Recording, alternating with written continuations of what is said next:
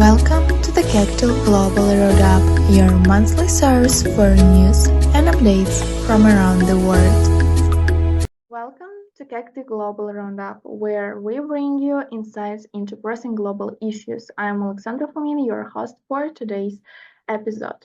And today's video, we will start with discussion about Ukraine because over the past week, key events in Ukraine have included active hostilities in the east and south of the country, as well as an unexpected offensive by the armed force of Ukraine on Russian territory in the Kursk region. Ukrainian force attacked critical infrastructure facilities, including bridges, to weaken Russian supply lines. On August 19, new strikes by Ukraine hit important infrastructure in Russia. Ukrainian force struck a second strategic bridge in the Kursk region as part of their offensive against Russia's position. These attacks are part of a broader military campaign by Ukraine aimed at weakening Russian military infrastructure and supporting its military operations on Russian territory. This led to considerable tension among the Russian leadership and forced the transfer of additional forces to the defense of these territories. Negotiations regarding international support for Ukraine and the supply of weapons are also continuing.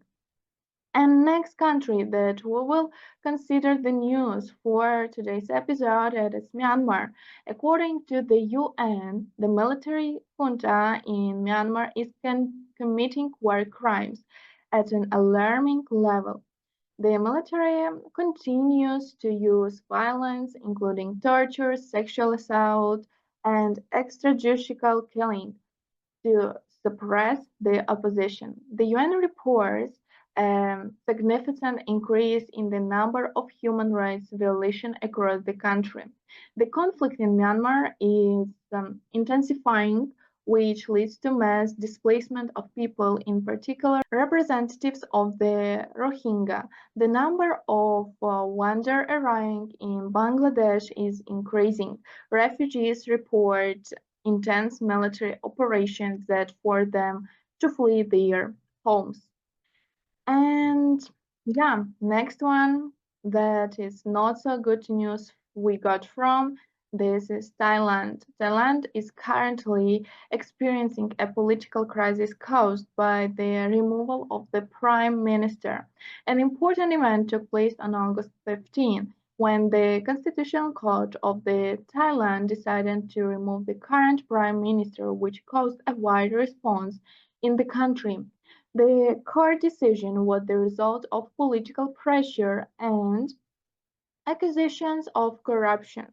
This has sparked political uncertainty and mass protests as the country faces a power crisis. The article also considers the possible consequences for political stability in Thailand and the prospects for further development. An Al Jazeera article dated 19th of August highlighted a new wave of repression in Nicaragua, where President Daniel Ortega's government has banned 1,500 non-governmental organizations. The move is part of an ongoing campaign against civil society and the opposition in the country. The Nicaraguan government explained its position with accusation that these NGOs are allegedly financed from abroad and are engaged in activities that are contrary to national interest. At the same time, critics consider these actions part of systemic pressure on independent organizations and that criticize the Ortega regime or engage in human rights activities. This ban is one of the largest repressions against civil society in the recent years. The closure of NGOs has serious consequences for social and humanitarian activities in Nicaragua. International organizations and human rights defenders express concern about the situation with human rights and democracy in the country. At the same time, the government claims that its actions are aimed at protecting national security and sovereignty. The government underscores the growing tension between the Nicaraguan government and the international community, which is concerned about the country's human rights situation. In India, there is a large-scale strike by doctors in India, which broke out in responses to the tragic event in Calcutta. Doctors across the country went to strike after the brutal murder of a female doctor who was a victim of violence. The murder, which was accompanied by rape, caused deep indignation among medical workers and population. The doctor strikes is aimed to drawing attention to the problem of violence against medical workers and demanding a fair investigation and punishment of the guilty.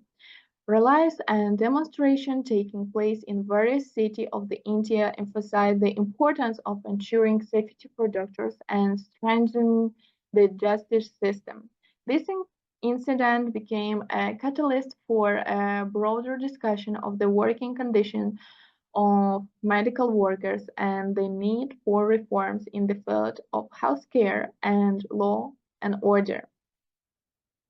Next, news came from Afghanistan because this month's highlights showed the activity of clandestine beauty salons in Afghanistan, which function as island of freedom for women under the tight control of the Taliban.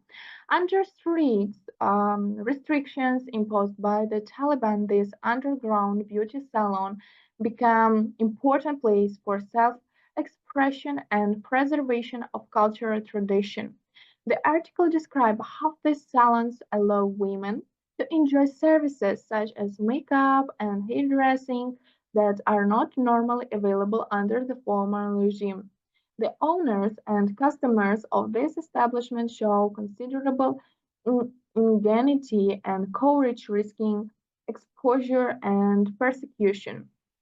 Also, the article of Al Jazeera emphasized that this clandestine beauty salon fulfill an important social role, providing women with the opportunity to maintain a sense of normalcy and identity in a repressive society. They allow women not only to maintain a connection with their own cultural heritage, but also to find support and community among like-minded people. And next news goes to Africa continent because there are new trend of protest movements in Africa, which may indicate the beginning of revolutionary changes on the continent. It explores how the many protests across the Africa, from Sudan to Nigeria, demonstrate growing civil activism and demand for changes in political governance. The, the author of Al Jazeera article examined the reason that prompted Africans to take to the streets, including economic inequality, corruption, and human rights violation. The protests reveal a general dissatisfaction with the existing political system and calls for greater transparency and accountability of the authority. Also, the article highlights the various strategies protesters use to achieve their goals, such as organizing mass demonstrations and using social media to mobilize. These protest movements can grow into larger socio-political changes, reshaping Africa's political landscape.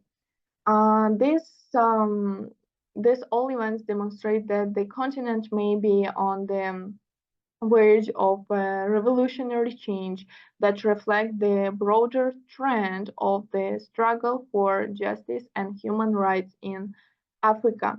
In Nigeria, police are actively working to free 20 medical students kidnapped during an attack on a medical campus. The abduction took place in the northern part of the country where groups of armed criminals engaged in kidnapping have become frequent.